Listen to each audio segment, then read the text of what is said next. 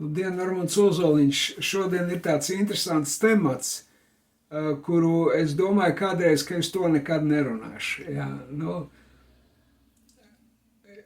proti, vai Jēzus nāks pirms lielā bēdu laika vai pēc, un daudzi saka pirms, un Tālvalds Stalbergs vienmēr savu rādījumu noslēdz, ja mēs vēl būsim šeit. Ja.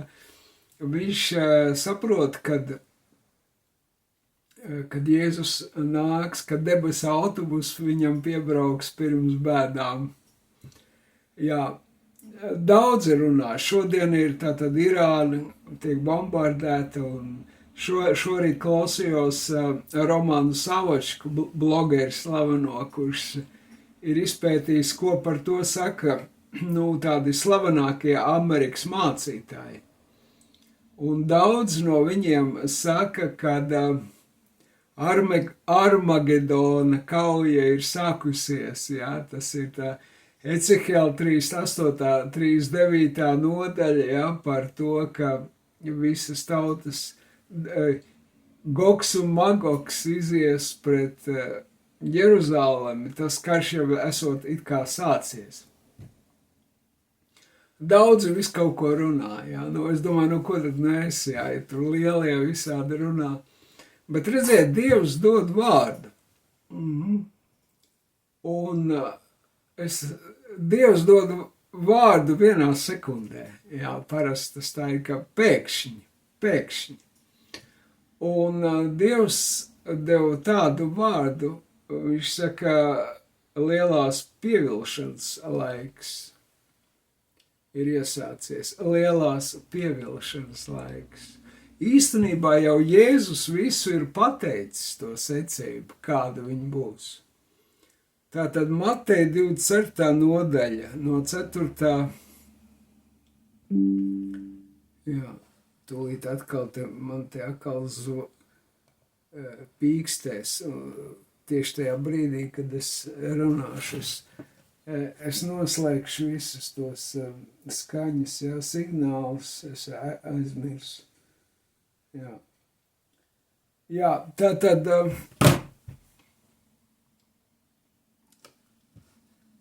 lielās pievilšanas laiks, jā. Mateja 24, no 4 līdz 14. Kad mācekļi Jēzum jautāja, kāda būs tava atnākšanas laika zīme vai pastarā laika zīme, tā beidzamā laika zīme. Un pirmais, ar ko Jēzus iesāk, viņš saka 4. pantā, pielūkojiet, ka neviens jūs nepieviļ.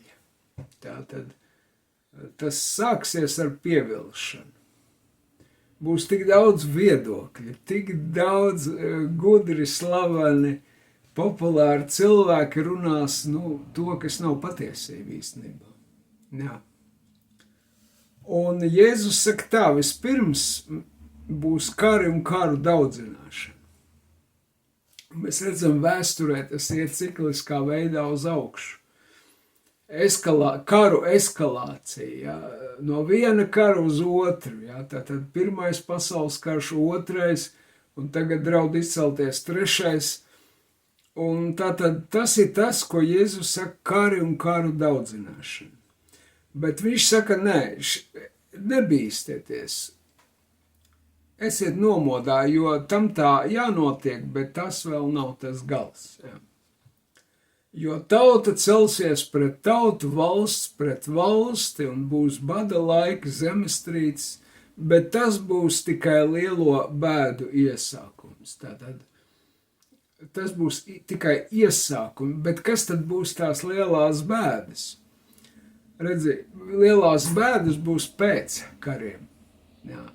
Kad teiks, ir miers un drošība. Redz, kā pēc 2. pasaules kara izveidoja ANO, apvienoto nāciju organizāciju, un pateica, ka valstu robežas ir nemainīgas, tās ir noteiktas un negrozāmas. Jā. Un katra valsts, arī maza valsts, ir tiesību subjekts, un arī lielām valstīm ir jārēķinās ar mazām kā ar līdzvērtīgām. Ja? Un tiesiskums, tika iedibināts kaut kāds tiesiskums, ja? Politiskais tiesiskums apvienoto nāciju organizācijā. Nu, tā organizācija tika izveidota tāda, ja? Lai neizveidotos jauni kari. Ja? Bet kas izveidojās pēc otrā pasaules kara? Izveidojās Padomju Savienība, kurā valdīja ateisms. Ateisms, bezdievība, ateisms, komunisms, ja? Tas bija neatraujami viens no otra. Ja?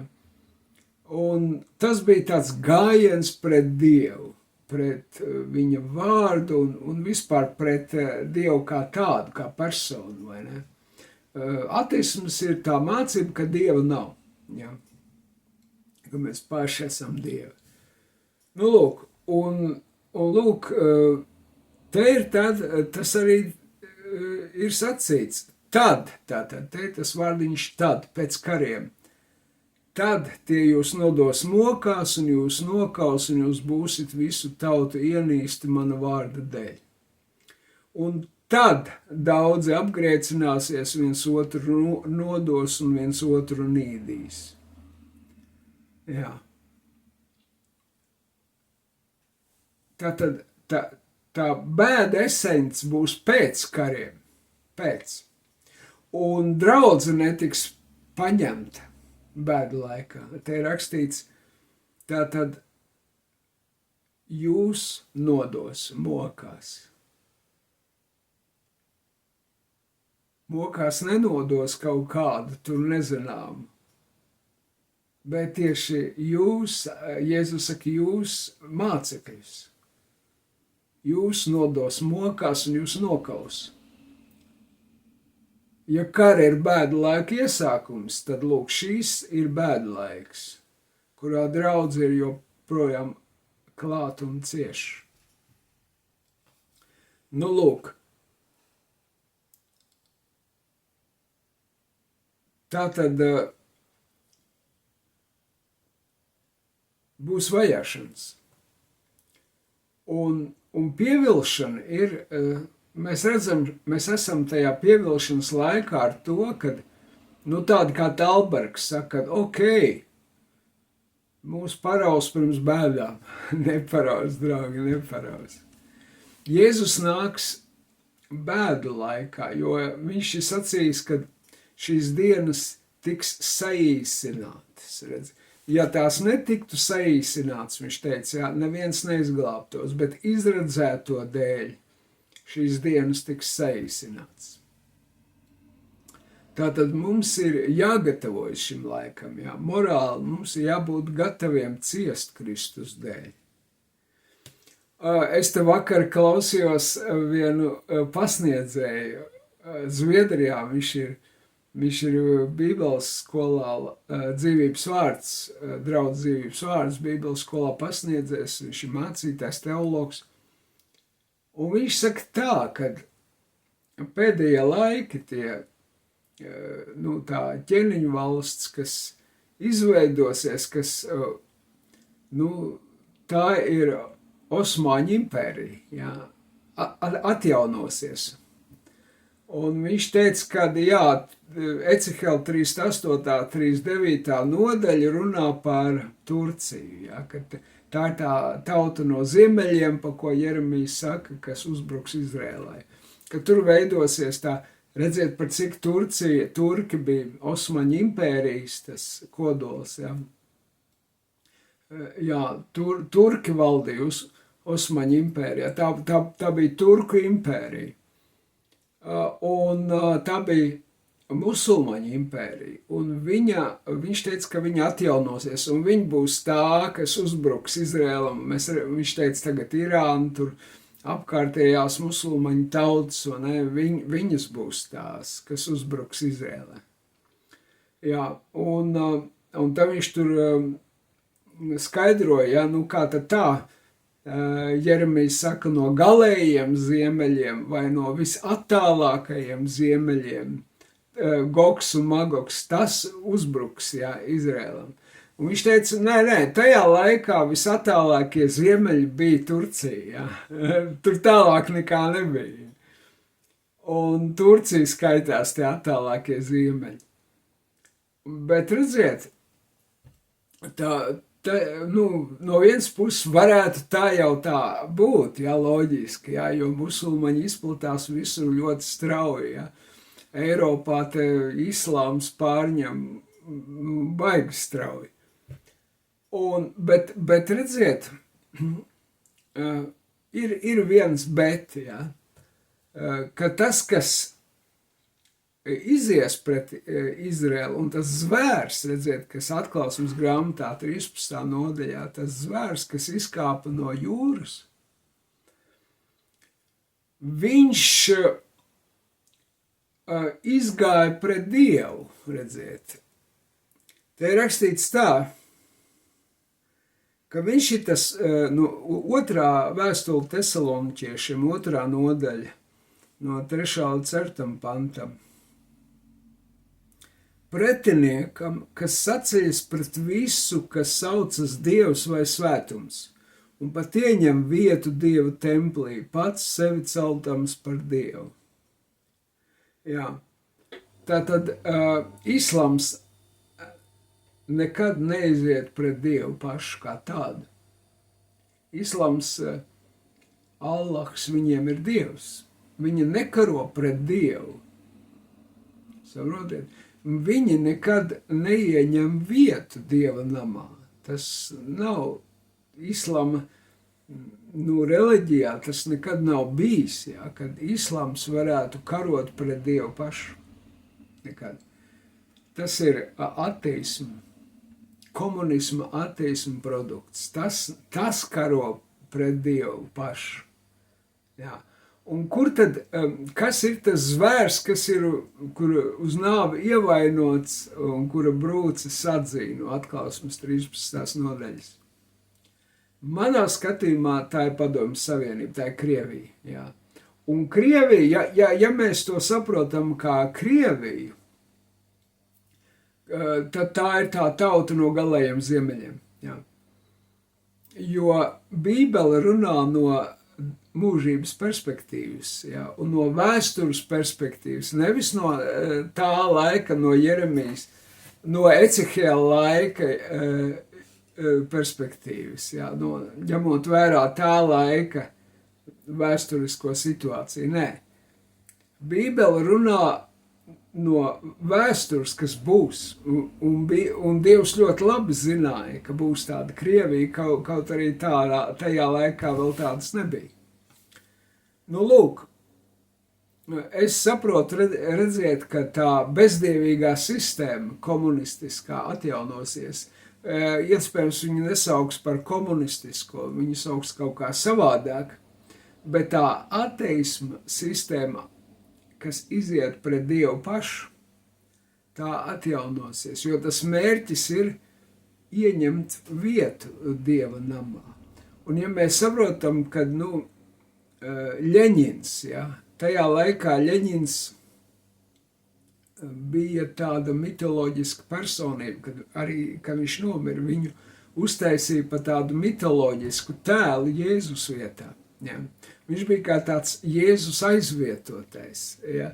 Es te šodien, ļoti interesanti, kad es te šodien paskatījos, kas tāda dziesma, ziniet, es jau tāds padomju laika bērns, jā, es dzīvoju tajā laikā. Te ir tāda Pahmutovs dziesma. 74. gadā PSRS ziedu laikos sacerēta. И вновь продолжается бой. И сердцу тревожно в груди.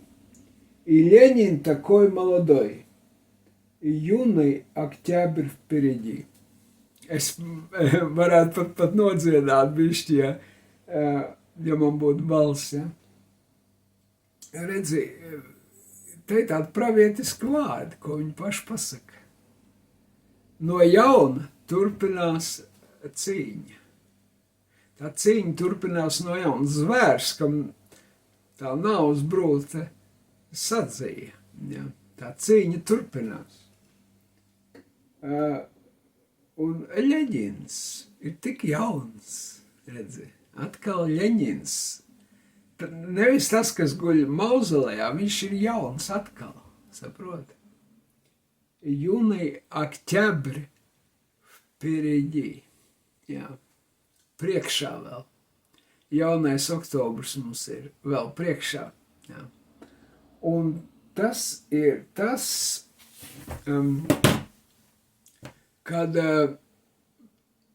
atzims pēc šiem kariem, kas tagad rosīsies, jo karu laikā mēs varam būt mierīgi, vēl tas mūsu ticīgos tas neskars, bet tas sāks skart pēc kariem, kad mēģinās atkal iedibināt kaut ko līdzīgu kā pēc otrā pasaules kara, kaut kam ANO līdzīgam sistēmu, ja, lai karu vairs nebūtu.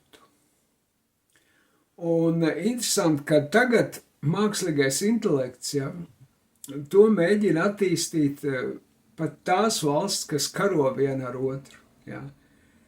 Puķins runā par mākslīgu intelektu, Trumps runā, ja, tur Arābu valstīs runā, visi ir ieinteresēti to, maksimāli ieinteresēti to projektu attīstīt. Es atceros, ka es skatījos tādu Izraēlas 9. kanālu, tur stāstīja viens IT speciālists par mākslīgiem intelektiem, ka tagad ir vairāk tās versijas un tur tā. Un viņš saka, šīs ir tikai pagaidu versijas, līdz nāks tā pilnība, līdz sasniegs to maksimumu, ja?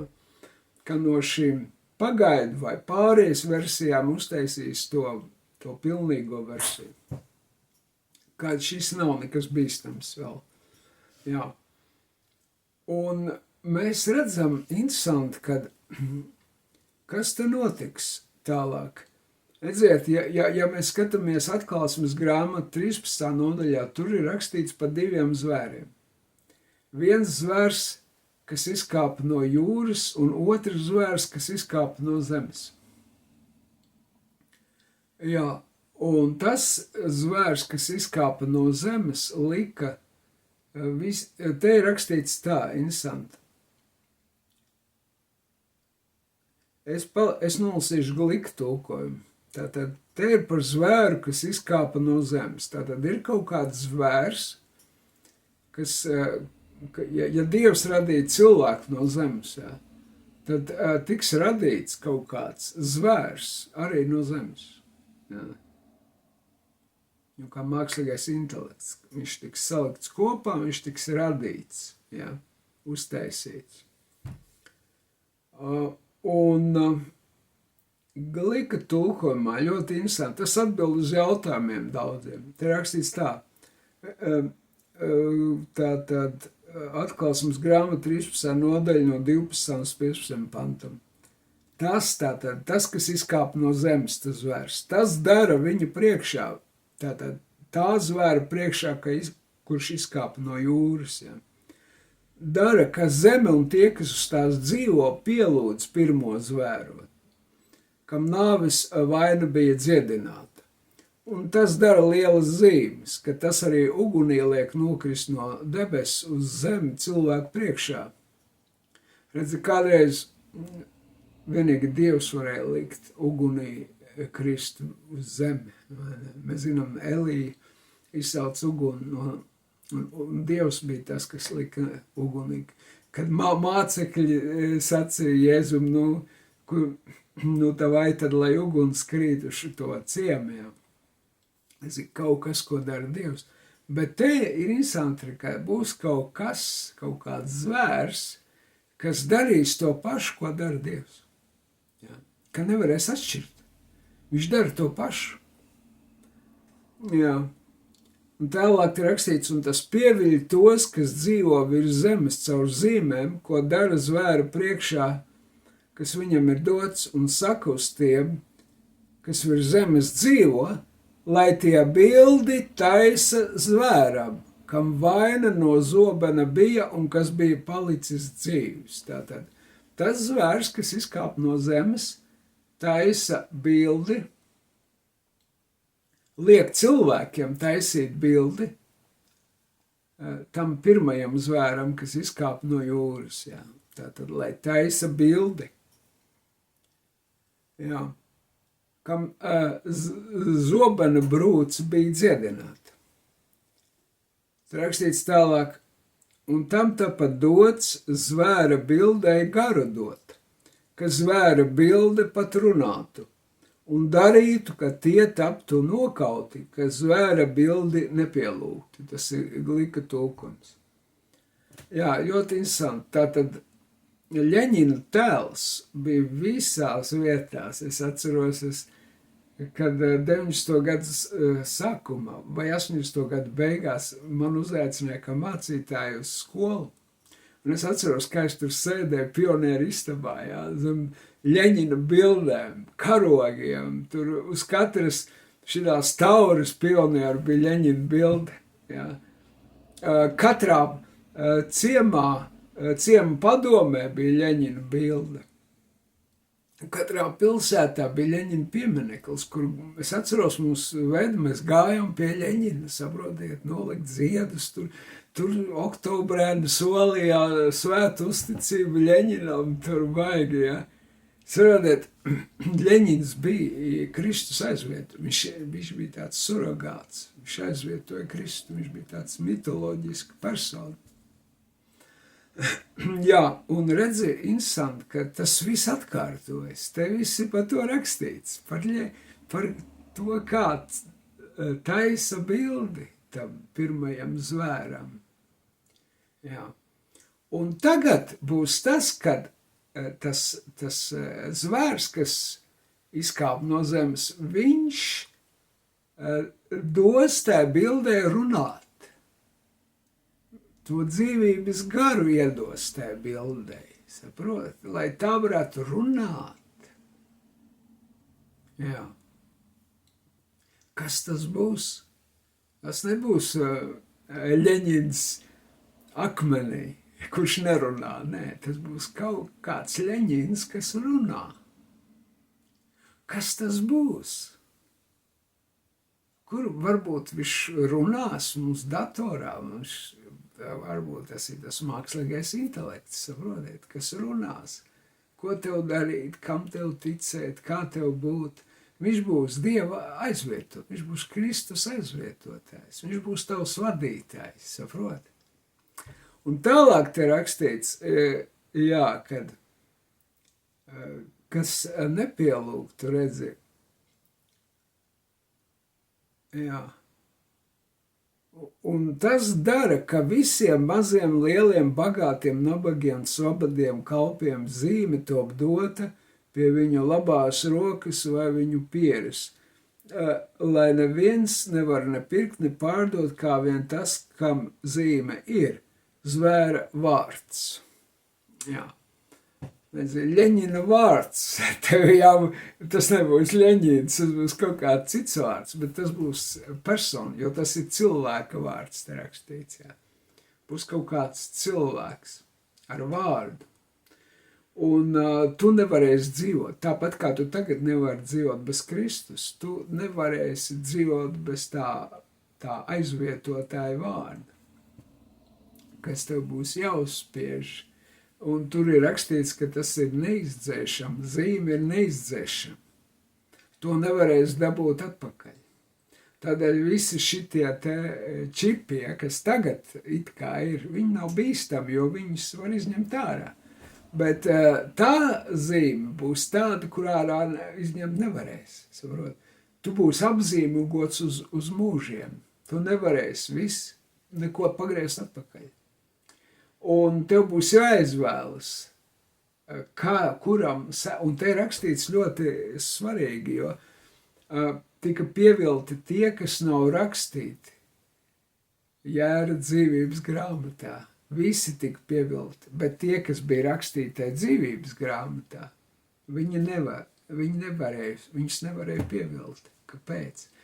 Tāpēc, ka mēs tiekam ierakstīti Dieva dzīvības grāmatā ar svēto garu. Jā. Svētais gars ir tā ķīle, redzi. Un tikai tie, kam ir svētais gars, viņi netiks pievilti. Tikai tie. Un tā ir tā milzīgā sijāšana, ko tas kungs, redzi, viņš sūta tādus laikus, lai atsijātu īstās avas no āžiem, graudus no pelavām, redzi.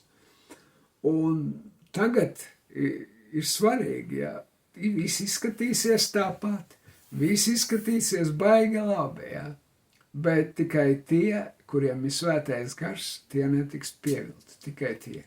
Pārējie visi tiks pievilti. Un, ziniet, nevajag jau daudz, mēs zinām padomu laikā, kā bija. Visi tie, kas piebalsoja, ka Dieva nav, viņš taču bija baznīcā kādreiz gāja. Viņi visi bija kristīti, it kā iesvētīti, viņi bija kristieši. Un tagad, kad nāca padomi komunistu vara, viņi viņiem piebalsoja. Viņi teica, jā, Dieva nav, jā, mēs arī partijā stājamies. Viņi stājās partijā. Viņi pievienojas ateistiem, viņi stāvēja pie baznīcām ar blociņiem, pierakstīja, kurš te nāk, lai pēc tam viņus sodītu, kaut kā. Saprotiet, nevajag daudz. Kā tad būs tā to zvēru zīmi, tā visi spiedīs? Jā, spiedīs. Covid laiks mums to parādīja. Cik daudz cilvēki vienkārši gāja uz potiem tikai tāpēc, ka viņiem bija uz veikalu jāaiziet. Jā. Ne jau tāpēc, lai viņus pasargātu no Covid. Nē, mums uz veikalu jāiet, ko tam mēs. Vai ne? Saprot, pēc zvēru zīmes stāvēs rindā cilvēki. Jā. Bet tie, kuriem ir svētais gars, viņi nestāvēs rindā. Viņi to nepieņems. Tikai tie. Un tikai. Un Dievs atsijās. Būs liela sijāšana, būs liels pievilkšanas laiks. Pievilkšana būs liela. Bet tie, kuri staigā svētajā garā, tos neizdosies pievilt. Nekam. Kaut arī uguns krīt no debesīm. Jā, nē, tas ir falšs uguns. Lai arī tas ir no debesīm krīt, bet tas ir falšs uguns, jā. Un tie, kam ir svētais gars, to zinās, to sapratīs. Paldies, ka klausēties, lai Dievs svētī. Vislabāk!